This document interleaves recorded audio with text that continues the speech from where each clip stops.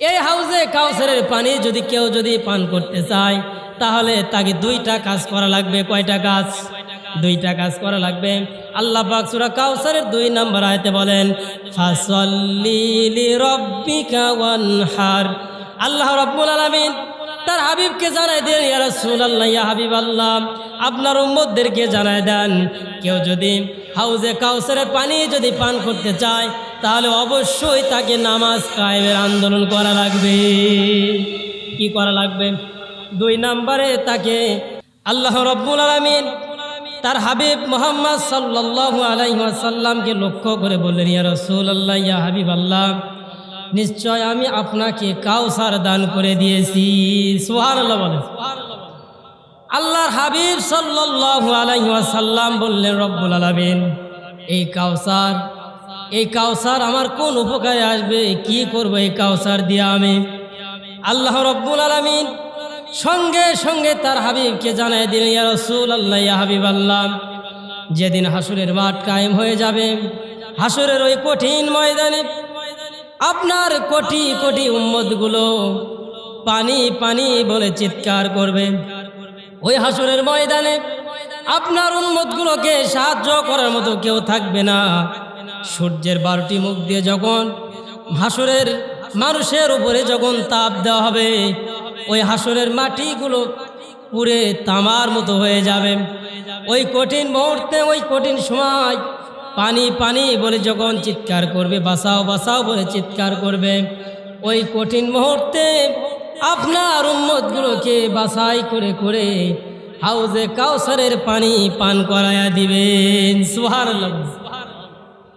আল্লাহ রাব্বুল আলামিন জানাই দিলেন, হে আমার রাসূল, হে আমার হাবিব, ওই হাউজে কাউসারের পানি যদি আপনার উম্মতকে যদি হাসরের ময়দানে যদি পান করানো হয়, ওই বান্দারা যতক্ষণ পর্যন্ত জান্নাতে না যাবে ততক্ষণ পর্যন্ত ওই বান্দাকে আর কোনো দিন পানির পিপাসা লাগবে না। আমার প্রিয় ভাইরা, ওই হাসরের ময়দানে 50,000 বছর মানুষেরা দাঁড়ায় থাকবে। হাসরের ময়দানে মানুষকে সাহায্য করার মতো কেউ থাকবে না। একমাত্র ওই হাসরের ময়দানে আল্লাহ রাব্বুল আলামিন মানুষের সাহায্যকারী হবেন। ওই হাসরের ময়দানে এমন অবস্থা তৈরি হবে, কাফের মুশরিক বেঈমানদের, ইহুদি নাসারা, এই পৃথিবীর জমিনে যারা আল্লাহর বিধানগুলো মানে নাই, আল্লাহর আইন অনুযায়ী জীবন যাপন করে নাই, ওই হাসরের ময়দানে সমস্ত মানুষগুলোকে জিজ্ঞাসা করা হবে কে পৃথিবীতে কোন আমল করেছে।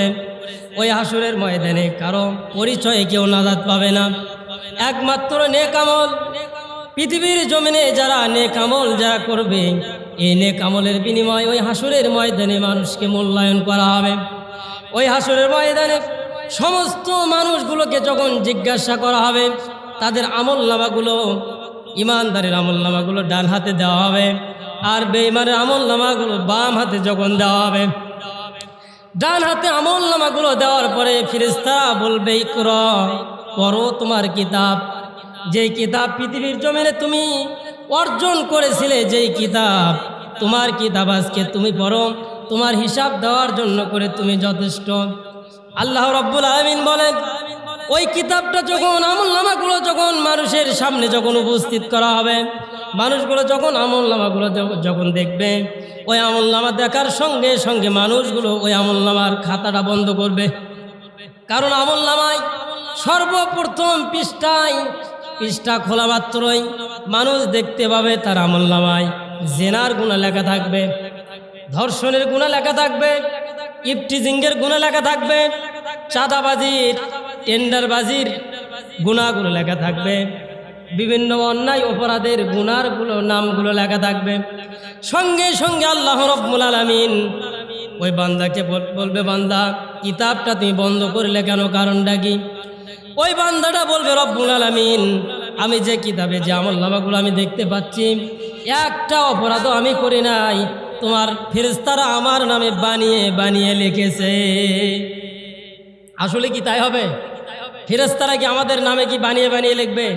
না, কারণ আমাদের 2 কাঁধে 2 জন লেখক আছে না নাই? আমরা যা করি, যা দেখি, তাই তারা লেখে। আল্লাহ রাব্বুল আলামিন সঙ্গে সঙ্গে ওই হাসরের ময়দানে ফেরেশতাদেরকে নির্দেশ দিবে, ও আমার ফেরেশতারা, যেহেতু আমার বান্দা এখন অস্বীকার করতেছেন, তার আমল নামাগুলো বানিয়ে বানিয়ে লেখা হয়েছে, তার দুনিয়াতে যে কাজগুলো করেছে সেগুলো তোমরা দেখায় দাও। আল্লাহ রব্বুল আলামিন বলেন, ওই হাসরের ময়দানে মানুষ পালাবার কোনো পথ পাবে না, পালাবার কোনো রাস্তা থাকবে না। এর কারণ সূরা জিলজালের 7 ও 8 নম্বর আয়াতে আল্লাহ পাক বলেন, ফামান ইয়ামাল মিসকালা যাররাতিন খায়রান ইয়ারা ওয়া মান ইয়ামাল মিসকালা যাররাতিন শাররান ইয়ারা। আল্লাহ রাব্বুল আলামিন বলেন, এই পৃথিবীর জমিনে যে ব্যক্তি অনুপরিমাণ যদি কেউ যদি নেকামল যদি করে, অনুপরিমাণ যদি নেকামল করে, ওই হাসরের ময়দানে কোটি কোটি মানুষের সামনে ভিডিও সহ ওই আমল নামাগুলো দেখানো হবে। সুবহানাল্লাহ বলেন। অনুরূপ পরিমাণে ওমাইয়া আমাল মিসকালা যাররাতিন শাররান ইয়ারা, আল্লাহ তাআলা বলেন, কেউ যদি অনুপরিমাণ যদি অসৎ কাজ করে, অনুপরিমাণ যদি গুনার কাজ করে, আল্লাহ পাক বলে ওই হাসরের ময়দানে ভিডিও সহ মানুষের সামনে দেখানো হবে। প্রতিটি মানুষের আমল নামাগুলো যখন ভিডিও সহ যখন দেখানো হবে ওই হাসরের ময়দানে, এরপরেও মানুষগুলো অস্বীকার করবে। মানুষগুলো বলবে, আল্লাহ, এই অপরাধ আমি করি নাই। তোমার ফেরেশতাদের হাতে যেহেতু ক্যামেরা ছিল, ওই ক্যামেরা দিয়ে তারা মিথ্যা একটা ভিডিও আমার নামে তারা আজকে চাপিয়ে দিচ্ছে। আল্লাহ পাক বলে, বান্দা, আমি আগের থেকেই জানি তুমি দুনিয়াতে যেহেতু মিথ্যা কথা বলেছো, মিথ্যাবাদী ছিলে, আজকে হাসরের ময়দানেও তুমি যে মিথ্যা কথা বলবে এটা আমি জানি। আল্লাহ রাব্বুল আলামিন সঙ্গে সঙ্গে নির্দেশ দিবেন, ও আমার বান্দা, ও আমার ফেরেশতারা, ওই লোকটার মুখটা তোমরা বন্ধ করে দাও। আল্লাহ রাব্বুল আলামিন বলেন, আল ইয়াউমা নাখতিমু আলা আফওয়াহিহিম ওয়া তুকাল্লিমুনা আইদিহিম ওয়া তাশহাদু আরজুলুহুম বিমা কানু ইয়াকসিবুন। জোরে বলেন আল্লাহু আকবার। সূরা ইয়াসিনের 65 নম্বর আয়াত। আল্লাহ পাক বলেন, বান্দা, ওই হাসরের ময়দানে পালাবার কোনো পথ থাকবে না, পালাবার মতো কোনো রাস্তা থাকবে না তোমার। কেননা ওই হাসরের ময়দানে সমস্ত মানুষের মুখগুলো বন্ধ করে দেওয়া হবে, মুখের মধ্যে সেলাই করে দেওয়া হবে, মুখের ভিতরে মুখটা বন্ধ করে দেওয়া হবে, মুখ দিয়ে আর কোনো কথা বের হবে না, মুখ দিয়ে মানুষের কথা বলতে পারবে না। ওই হাসরের ময়দানে সর্বপ্রথম এই হাতকে বলা হবে, ও হাত, তোমার দ্বারা এই বান্দা দুনিয়াতে কি কি কাজ করেছে তুমি একটু সাক্ষ্য দাও। সঙ্গে সঙ্গে ওই হাসরের ময়দানে হাত বলবে, আল্লাহ, তুমি আমাকে এমন একটা মানুষকে আমাকে দান করে দিয়েছিল, আল্লাহ, এই হাত দিয়া দুনিয়ার এমন কোনো অপকর্ম নাই, এই বান্দা সেই অপকর্মগুলো করে নাই। এরপরে পাকে বলা হবে, পা, তুমি সাক্ষ্য দাও কি করেছে তোমার দ্বারা। ওই মানুষটা বলবে, রব্বুল আলামিন। ওই পাটা বলবে, তোমার এই বান্দা আমার দ্বারে হেঁটে হেঁটে ভালো ভালো কাজগুলোতে বাধা দিয়েছিল। এরপরে চোখকে বলা হবে, ও চোখ, তুমি সাক্ষ্য দাও।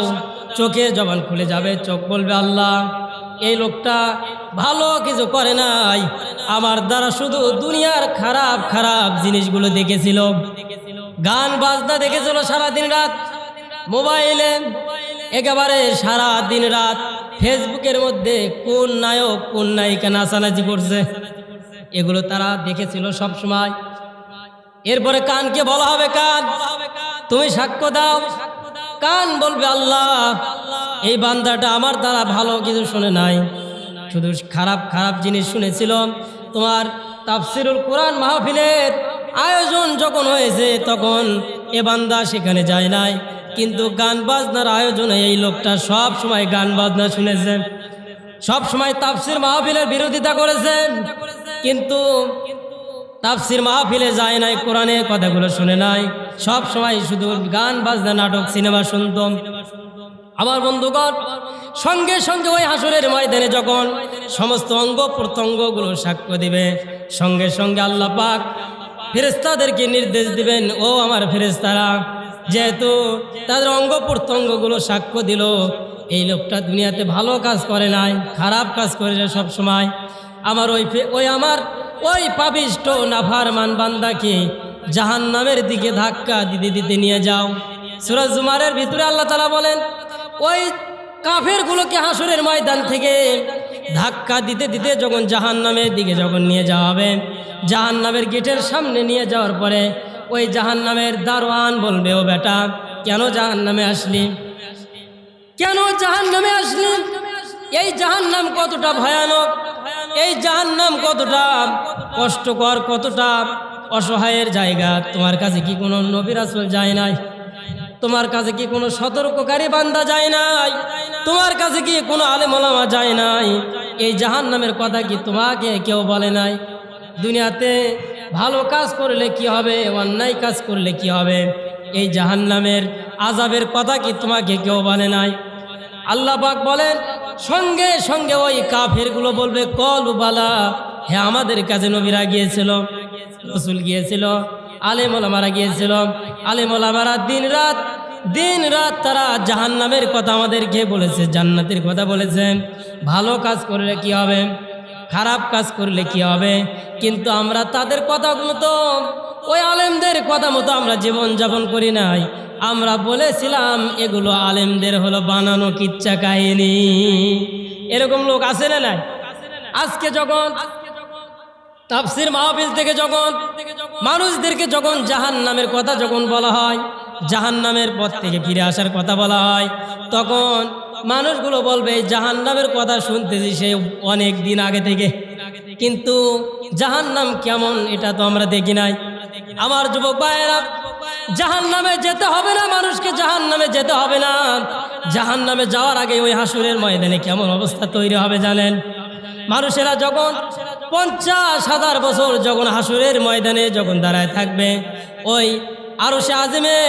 আরশের উপরে যখন সূর্যের 12টি মুখ দিয়ে যখন তাপ দেওয়া হবে, হাসরের ময়দানগুলো যখন তামার মতো যখন গরম হয়ে যাবে মাটি, সমস্ত মানুষগুলো চিৎকার করবে, কান্না করবে, বাঁচাও বাঁচাও। কে বাঁচাবে?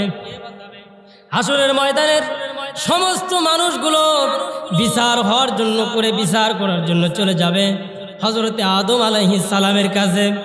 আদম আলাইহিস সালামের কাছে গিয়া বলবে, হে আমাদের পিতা, আমাদের জন্য করে সুপারিশ করুন, আল্লাহর কাছে সুপারিশ করুন, আমাদের বিচার হয়ে যাক। এই হাসরের ময়দানের উত্তপ্ত গরম আমরা সহ্য করতে পারতেছি না। হযরত আদম আলাইহিস সালাম বলবেন, আমি আজকে আল্লাহর সামনে কথা বলতে পারবো না, কারণ আল্লাহ রাব্বুল আলামিন জব্বারুল কাহার নামের রূপ নিয়া যে রাগান্বিত অবস্থায় তিনি আরশের ময়দানে তিনি বিচার করার জন্য বসে আছেন, আল্লাহর সামনে দাঁড়াবার মতো, কথা বলার মতো আমি সাহস আমার নেই। হযরত আদম আলাইহিস সালাম বলবেন, তোমরা চলে যাও, আমার কাছ থেকে দূরে চলে যাও, কারণ আমি নিজেও দুনিয়াতে অন্যায় করেছিলাম, জান্নাতের ভিতরে অন্যায় করেছিলাম। জান্নাতের ভিতরে যখন আল্লাহ রাব্বুল আলামিন যখন আমাকে নিষিদ্ধ ফল খাওয়ার জন্য যখন নিষেধ করেছিলেন, কিন্তু আমি আল্লাহর বিধান মানতে পারি নাই, আল্লাহর বিধান বাদ দিয়ে আমি ওই নিষিদ্ধ ফল খেয়েছিলাম। সুতরাং আমি কিছুই বলতে পারবো না, তোমরা চলে যাও এখান থেকে। হাসরের ময়দানের সমস্ত মানুষগুলো ফিরে চলে আসবে। হাসরের ময়দানের মানুষগুলো ফিরে আসার পরে তারা সবাই চলে যাবে হযরতে নূহ আলাইহিস সালামের কাছে। নূহ আলাইহিস সালামকে গিয়া বলবে, হে আমাদের পিতা, আমরা আমাদের জন্য করে আল্লাহর কাছে সুপারিশ করুন, আমাদের বিচার হয়ে যাক। আমরা এই উত্তপ্ত গরম, এই অশান্তি আমরা সহ্য করতে পারতেছি না, আল্লাহর কাছে সুপারিশ করুন, আমাদের বিচার হয়ে যাক। হযরতে নূহ আলাইহিস সালাম তিনি বলবেন, হে হাসরের ময়দানের লোকেরা, আমি তোমাদের জন্য করে কোনো সুপারিশ করতে পারবো না। এর কারণ পৃথিবীর জমিনে আমি নিজে, আমার স্ত্রী এবং আমার সন্তানকে আমি ইসলামের কথা তাদেরকে মানাতে পারি নাই, তারা ইসলামের কথা মানে নাই। আমার স্ত্রীকে জাহান্নামের আগুন থেকে বাঁচাতে পারি নাই, আমার সন্তানকে আমি জাহান্নামের আগুন থেকে বাঁচাতে পারি নাই। সুতরাং আজকে আমার সঙ্গে আল্লাহ পাক কি ব্যবহার করবেন আমি জানি না, তোমরা আমার কাছ থেকে সরে যাও, আমি কিছু বলতে পারবো না। হাসরের ময়দানের মানুষগুলো সবাই চলে আসবে। সমস্ত মানুষগুলো এবার চলে যাবে জাতির পিতা হযরত ইব্রাহিম আলাইহিস সালামের কাছে। হযরত ইব্রাহিম আলাইহিস সালামের কাছে যাওয়ার পরে হাসরের লোকেরা বলবে, হে আমাদের পিতা, আমাদের জন্য আল্লাহর কাছে সুপারিশ করুন, আমাদের বিচার হয়ে যাক। আমরা এই কষ্ট সহ্য করতে পারতেছি না। হযরত ইব্রাহিম আলাইহিস সালাম বলবে, হে হাসরের ময়দানের মানুষেরা, আজকে আমি এই হাসরের ময়দানে তোমাদের জন্য কিছুই করতে পারবো না, তোমরা আমার কাছে দূরে সরে চলে যাও। হাসরের মানুষেরা সব মানুষগুলো সরে চলে আসবে, দূরে চলে আসবে। আসার পরে হাসরের মানুষেরা সমস্ত মানুষগুলো চলে যাবে হযরতে ঈসা আলাইহিস সালামের কাছে। হযরত ঈসা আলাইহিস সালামের কাছে গিয়া বলবে, হে আল্লাহর নবী, আপনি তো আল্লাহ তাআলার পক্ষ থেকে বিশেষ এক নিয়ামত। আপনাকে আল্লাহ তাআলা পিতা ছাড়াই দুনিয়াতে জন্ম দিয়েছিলেন, সুতরাং আল্লাহ আপনার কথা ভালো শুনবেন, আপনি আমাদের জন্য করে সুপারিশ করুন, আমাদের বিচার হয়ে যাক। হযরত ঈসা আলাইহিস সালাম বলবেন, আমি তো পারবই না, আল্লাহর সামনে তো আমি দাঁড়াতেই পারবো না, কারণ পৃথিবীর লক্ষ লক্ষ ইহুদিরা, লক্ষ লক্ষ কাফের মুশরিকেরা, ইহুদি খ্রিস্টানেরা আমাকে আল্লাহর ছেলে বলেছে। আজকে আমি জানি না আল্লাহ তাআলা আমাকে কি করতে পারে, আমি জানি না। কারণ আল্লাহ তাআলা আমাকে যদি বলে, ঈসা দুনিয়াতে কি এমন করেছিলে যে তোমাকে আমার ছেলে বলা হলো, জবাব দাও, জবাব দিতে পারবে? হযরত ঈসা আলাইহিস সালাম বলবে, হাসরের ময়দানে মানুষেরা, আমি কিছুই করতে পারবো না, আমি আল্লাহর সামনে দাঁড়াতে পারবো না, তবে তোমাদেরকে একটা পরামর্শ দিতে পারি। আজকে হাসরের ময়দানে তোমাদেরকে এই কঠিন আযাব, কঠিন বিপদ থেকে বাঁচানোর জন্য একমাত্র আল্লাহর কাছে সুপারিশ করবে একজন ব্যক্তি, তিনি জনাবে মুহাম্মাদুর রাসূলুল্লাহ, সকলে বলি সাল্লাল্লাহু আলাইহি ওয়াসাল্লাম। তোমরা সবাই তার কাছে চলে যাও। হাসরের ময়দানের মানুষেরা হযরতে বিশ্ব নবীর কাছে চলে যাবেন।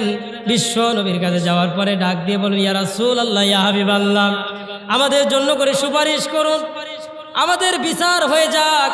আমরা আজকে এই হাসরের ময়দানের কঠিন আযাব আমরা সহ্য করতে পারতেছি না। আল্লাহ রাব্বুল আলামিন সঙ্গে সঙ্গে তার হাবিবকে বলবেন, ইয়া রাসূলুল্লাহ, ইয়া হাবিবাল্লাহ, কি করবেন আপনি বলেন। সঙ্গে সঙ্গে আল্লাহ রাব্বুল আলামিনের হাবিব বিশ্ব নবী আল্লাহর কাছে বলবে, রব্বুল আলামিন, আমার উম্মতদেরকে আপনি মাফ করে দেন, ক্ষমা করে দেন, আপনার বিচার থেকে তারা রেহাই পাবে না, আপনি তাদেরকে মাফ করে দেন।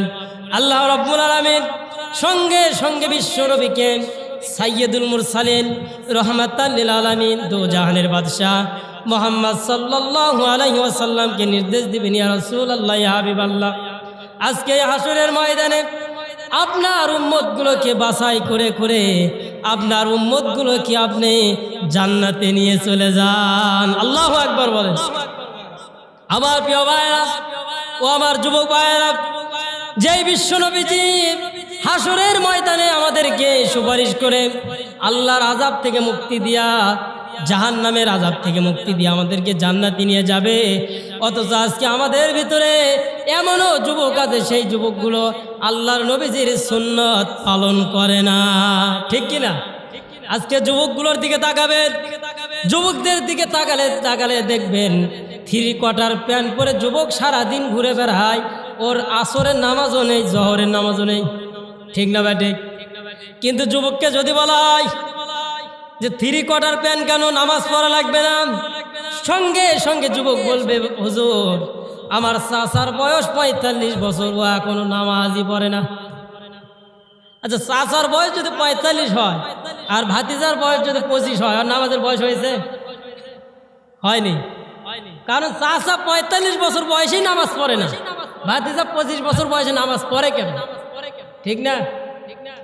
আমার যুবক ভাইয়েরা এবার চলে আসেন ওই হাসরের ময়দানে কঠিন মুহূর্তে, যখন কাউকে সাহায্য করার মতো যখন কেউ থাকবে না। তিরমিজি শরীফের হাদিস, বুখারী মুসলিমের হাদিস, সিয়াসিত্তার সমস্ত হাদিস গ্রন্থে হাদিস এসেছে, আল্লাহর হাবিব বলছেন, ওই হাসরের ময়দানে আরশের ছায়া ব্যতীত যখন কোনো ছায়া থাকবে না, ওই কঠিন মুহূর্তে 7 প্রকার মানুষকে আল্লাহ পাক তার আরশে আজিমের নিচে জায়গা করে দিবেন। জোরে বলেন আল্লাহু আকবার। আল্লাহর হাবিব সাল্লাল্লাহু আলাইহি ওয়াসাল্লাম বলেন, তার ভিতরে 1 নম্বরে ইমামুল আদিলুন। নবীজি বলেন, এই পৃথিবীর জমিনে যারা ন্যায় বিচার যারা কায়েম করবে, যারা উল্টা পাল্টা করবে না, ঘুষকে বিচারের রায় বদলে দিবে না, ঘুষকে আরেকটা দলের পক্ষে কথা বলবে না, এরকম লোক আছে না নাই? ন্যায় অন্যায় দেখবে না, টাকা শুধু পকেটে যদি টাকা দেওয়া হয়, দেখবেন অন্যায়কে বলবে ন্যায় আর ন্যায়কে বলবে অন্যায়। আল্লাহর হাবিব বলেন, এই রকমের কর্মকাণ্ড যারা করবে না, ন্যায় যেটা ন্যায়ের পক্ষে কথা বলবে, ন্যায়ের পক্ষে বিচার করে সমাধান করে দিবেন। আল্লাহর হাবিব বলেন, এই বিচারক পৃথিবীর জমিনে যদি এইভাবে বিচার করে যদি দুনিয়ার থেকে বিদায় হয়ে যায়, আল্লাহ পাক বলে ওই আরশের ময়দানে, আরশের ছায়া ব্যতীত, হাসরের ময়দানে যখন আরশের ছায়া ব্যতীত যখন কোনো ছায়া থাকবে না, এই ন্যায় বিচারকদেরকে আল্লাহ পাক ওই আরশে আজিমের নিজে জায়গা করে দিবেন। জোরে বলেন সুবহানাল্লাহ। আমার যুবক ভাইয়েরা, আল্লাহ রাব্বুল আলামিন তার হাবিবকে জানাই দিলেন, ইয়া রাসূলুল্লাহ, ইয়া হাবিবাল্লাহ, ওই হাসরের ময়দানে 2 নম্বরে এই পৃথিবীর জমিনে যেই যুবক আর যেই যুবতী যৌবন বয়সে যারা আল্লাহর ইবাদত করবে, কোন বয়সে? যৌবন বয়সে যারা আল্লাহর ইবাদত করবে, ওই যুবক এবং যুবতীকে আল্লাহ পাক আরশে আজিমের নিচে জায়গা করে দিবে। কিন্তু আজকে আমাদের যৌবন বয়সে কোনো ইবাদত হয় না, আমাদের ইবাদতগুলো আজকে বুড়ো বয়সে বেশি হয়, ঠিক না ভাই? ঠিক। আজকে যদি 15 থেকে 40 বছরের মানুষকে যদি বলেন নামাজে চলো, এরপরে পর্দা করো, রোজা করো, জাকাত দাও, যখন এরকম ইবাদতের কথা বলবেন, 15 বছরের যুবককে যদি বলেন আসো নামাজে আসো, তখন যুবক বলবে হুজুর আমার এখনো নামাজের বয়সই হয় নাই। আছে না নাই? আমার প্রিয় যুবক ভাইয়েরা, 15 বছর থেকে 40 বছর পর্যন্ত যারা ইবাদত করবে না, তাদের পরিণতি কি হবে? এবার আসেন, এবার ব্যাখ্যাটা শোনেন, দুনিয়ার সঙ্গে ব্যাখ্যাটা মিলিয়ে দেই, শুনে নেন। এই পৃথিবীর নিয়ম হলো 30 বছর সরকারি চাকরি মানুষ করতে পারে। কয় বছর? 30 বছর। 30 বছর সরকারি চাকরি করার পরে এরপরে সরকার তাকে চাকরি থেকে অব্যাহতি দেয়। চাকরি থেকে অব্যাহতি দেওয়ার পরে ওই মানুষটা যতদিন পর্যন্ত পৃথিবীতে বেঁচে থাকবে, ওই বেঁচে থাকার জন্য করে সরকার চাকরি শেষে তাকে 10 লাখ, 20 লাখ, 30, 1 কোটি পর্যন্ত তাকে পেনশন দেয়, ঠিক না ভাই? ঠিক। এই যে 30 বছর সরকারি চাকরি করার পরে যদি চাকরি শেষে যদি আপনাকে পেনশন দেওয়া হয়, ওই পেনশনের টাকা দিয়ে বাকি জীবন আপনি দুনিয়াতে জীবন যাপন করবেন। আল্লাহ রাব্বুল আলামিন তিনিও তার হাবিবকে জানা দিয়েছেন, ইয়া রাসূলুল্লাহ, ইয়া হাবিবাল্লাহ, এই পৃথিবীর জমিনে কেউ যদি যৌবন বয়সে যদি ইবাদত করে, সমস্ত ইবাদতগুলো যদি করে, তাহলে ওই বান্দাটা বৃদ্ধ বয়সে যদি কোনো ইবাদত যদি নাও করতে পারে, আমি আল্লাহ পাক যৌবন বয়সের সওয়াব দিয়া তাকে পরিপূর্ণ করে দিব। আল্লাহু আকবার। আমার প্রিয় যুবক ভাইয়েরা, আল্লাহর হাবিব এরপরে 3 নম্বরে বলেন, এই পৃথিবীর জমিনে মসজিদের সঙ্গে যার অন্তরটা ঝুলন্ত থাকবে, আল্লাহর হাবিব বলেন আরশের ছায়া ব্যতীত যখন কোনো ছায়া থাকবে না, ওই হাসরের ময়দানে এই যুবককে তার আরশে আজিমের নিচে জায়গা করে দেওয়া হবে। আমার প্রিয় যুবক ভাইরা, এবার 4 নম্বরে শুনেন। এবার আল্লাহর হাবিব সাল্লাল্লাহু আলাইহি ওয়াসাল্লাম বলেন, 4 নম্বরে এই পৃথিবীর জমিনে কোনো যুবক আর যুবতীকে যদি জিনা ব্যভিচারের জন্য যদি আহ্বান করা হয়, কোনো সুন্দরী রমণী, সুন্দরী নারী যদি কোনো যুবককে যদি প্রেমের প্রস্তাব দেয়, জিনা ব্যভিচারের জন্য প্রস্তাব দেয়, আর ওই যুবকটা যদি বলে ইন্নী আখাফুল্লাহ, আমি ভয় করি কাকে? আরো জোরে বলেন কাকে? ওই যুবকটা যদি বলে আমি আল্লাহকে ভয় করি, আল্লাহর নবী বলেন ওই যুবককে আরশে আজিমের নিচে যিনি জায়গা দিবেন তিনি কে? আল্লাহ রাব্বুল আলামিন তার হাবিবকে জানায় দিয়ে, ইয়া রাসূলুল্লাহ, ইয়া হাবিবাল্লাহ, আপনার উম্মতদেরকে জানায় দেন, যারা জিনা ব্যভিচার থেকে তারা দূরে থাকবে, অশ্লীল, অবৈধ, নোংরা চরিত্র থেকে যারা দূরে থাকবে, ওই হাসরের ময়দানে তাদেরকে সাহায্য করার মতো যখন কেউ থাকবে না, আমি আল্লাহ পাক নিজ কুদরতিভাবে তাদেরকে সাহায্য করব। আমার প্রিয় যুবক ভাইয়েরা, এরপরে আল্লাহর হাবিব বলেন এই পৃথিবীর জমিনে যারা একে অপরকে আল্লাহর জন্য করে ভালোবাসে, কার জন্য? আল্লাহর জন্য যারা ভালোবাসে, আমার নবীজি বলেন ওই হাসরের ময়দানে আরশের ছায়া ব্যতীত যখন কোনো ছায়া থাকবে না, ওই ব্যক্তিকে আরশে আজিমের নিচে জায়গা করে দেওয়া হবে। এরপরে আল্লাহর হাবিব বলেন এই পৃথিবীর জমিনে কেউ যদি গুনাহ করার পরে যদি বুঝতে পারে আহারে আমি এই গুনাহটা করেছি, আল্লাহর হাবিব বলেন এই গুনার কথা স্মরণ করে, গুনার কথা মনে করে লোকটা যদি নির্জনে বসে যদি সেজদায় পড়ে আল্লাহর কাছে যদি গুনাহ মাফ চায়, যদি ক্ষমা চায়, আল্লাহর নবীজি বলছেন আরশের ছায়ার নিচে এই আল্লাহ ভীরু বান্দাকে তার আরশের নিচে জায়গা করে দেওয়া হবে।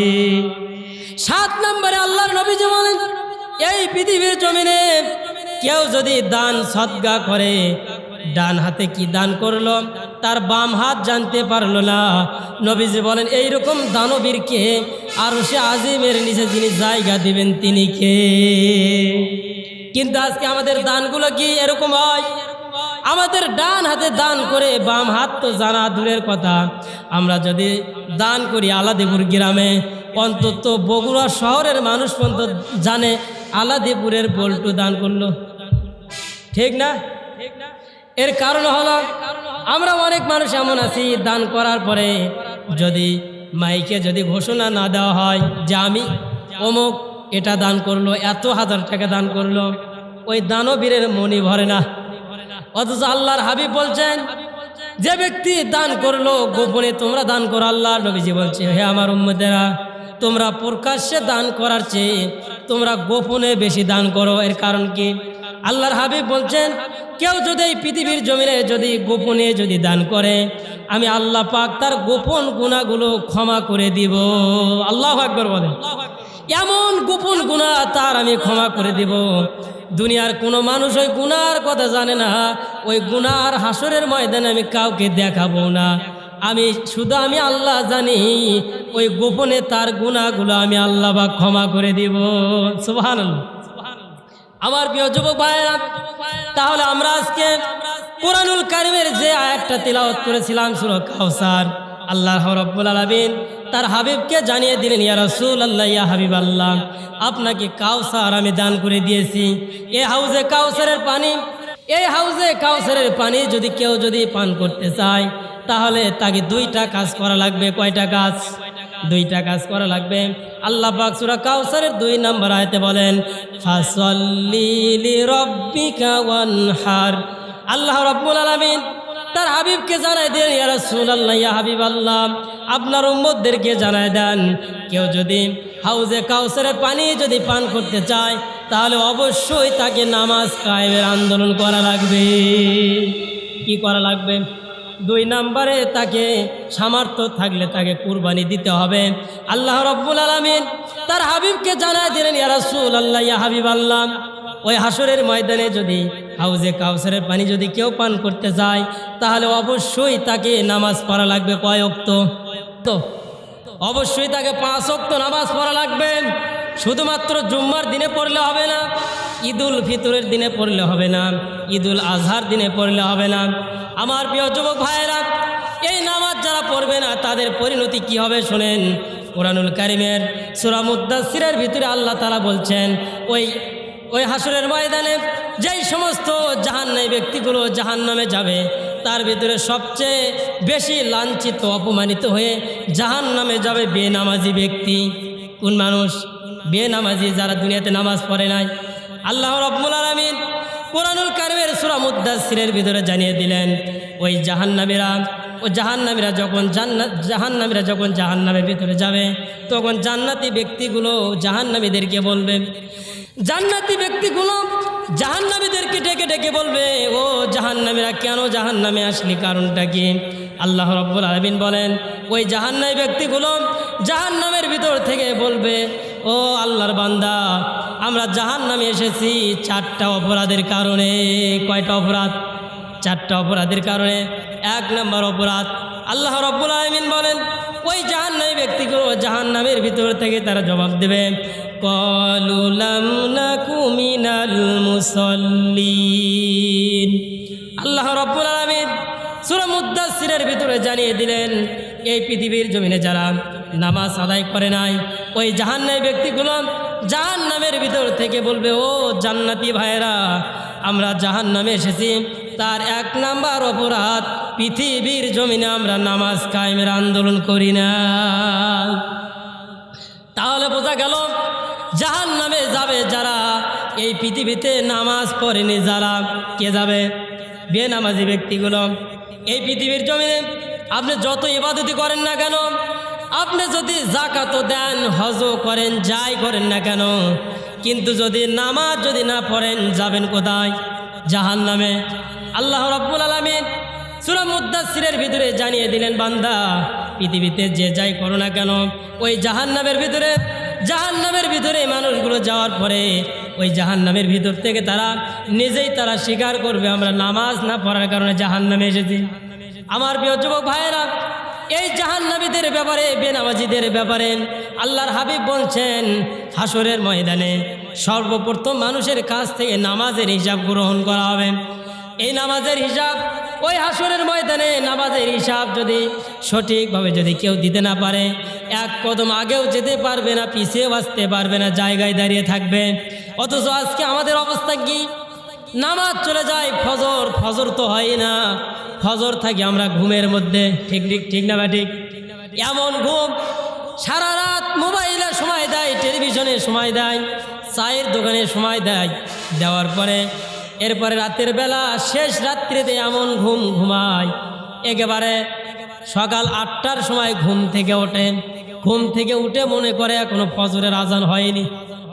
কি আছে না? 8টার সময় ঘুম থেকে ওঠে। অথচ আল্লাহর হাবিব বলছেন, এই পৃথিবীর জমিনে নামাজ যারা পড়বেন, আল্লাহর হাবিব বলছেন, আমার তো মনে হয় এই পৃথিবীর জমিনে যারা নামাজ পড়ে না, ওই বেনামাজিদের ঘর বাড়িগুলো যেন আগুন দিয়ে আমি জ্বালায় দেই। আল্লাহর হাবিব সাল্লাল্লাহু আলাইহি ওয়াসাল্লাম সাহাবায়ে কেরামকে বললেন, হে আমার সাহাবীরা, তোমরা নামাজ আদায় করো, সঠিকভাবে নামাজ আদায় করো, কারণ এই নামাজ কেমন জানো? আল্লাহর হাবিব সাল্লাল্লাহু আলাইহি ওয়াসাল্লাম মেরাজের রজনীতে তিনি যখন জাহান্নামের ভিতরে যখন পরিদর্শন করতে গেলেন, ওই জাহান্নামের ভিতরে আল্লাহর হাবিব যাওয়ার পরে দেখলেন মানুষগুলোকে কঠিনভাবে শাস্তি দেওয়া হচ্ছে। আল্লাহর হাবিব সাল্লাল্লাহু আলাইহি ওয়াসাল্লাম ফেরেশতা জিবরাইলকে ডাক দিয়ে বললেন, ভাই জিবরাইল, এই মানুষগুলোকে কেন এরকম শাস্তি দেওয়া হচ্ছে, কারণটা কি? হযরত জিবরাইল ডেকে বললেন, ইয়া রাসূলুল্লাহ, ইয়া হাবিবাল্লাহ, এই মানুষগুলোকে শাস্তি দেওয়া হচ্ছে এই কারণে, এই মানুষগুলো ছিল বেনামাজি। পৃথিবীর জমিনে তারা নামাজ আদায় করে নাই।